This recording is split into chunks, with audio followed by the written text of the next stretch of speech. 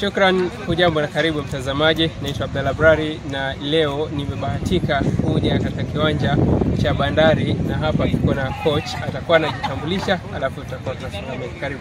Asante. Kwa majina ni coach Alex Shikanga, mfunzi wa timu ya Bandari hiyo. Naam. Naona mnafunga watu mabao mengi, siri iko wapi? Tunazokosa ndo nyingi, tunazofunga ni chache. Ndio. Lakini ni ulize namna gani mlivyojiandaa kwa ile level ambayo mko? Tumejiandaa tu vizuri na tunajua kila mmoja anataka kushinda game zake, pia sisi tunajaribu pia tuweze kushinda game zetu. Tufuatiliane, kila mtu ashinde game zake. Then at the end of the season tutaangalia ni nini ambayo tunaachieve kama team. Of course sisi achievement yetu si kushinda ligi. Achievement yetu kubwa ni kuona vijana wetu wanaweza kucheza Bandari Senior. Ni kuona vijana wetu wako na uwezo wa kucheza Premier League. Vijana wetu wameweza kutoka nje, wengine wakaenda kucheza. Hapo ndo mimi kama coach naweza kuona kwa nimeachieve. Na so far zile achievements ambazo mmefikia ni kama gani? Juzi tumeweza kubeba tournament ile ya Bingwa Fest ambayo ilichezwa hapa Mombasa. Sisi ndio tumeibuka kama Coast Champions. So msimu huu tumeweza kuachieve hiyo mpaka sasa.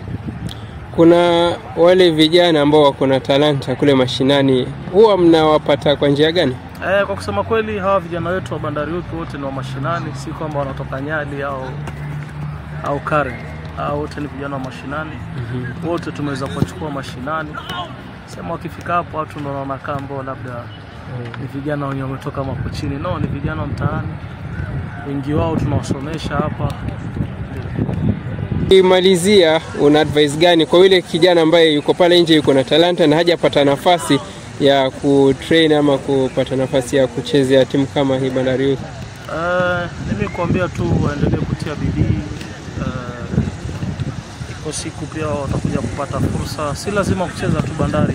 Bandari ni timu moja hapa Pwani, ziko timu nyingi kwenye Premier League. So watie bidii, wataweza kucheza timu zingine na labda pia wataweza kuonekaniwa.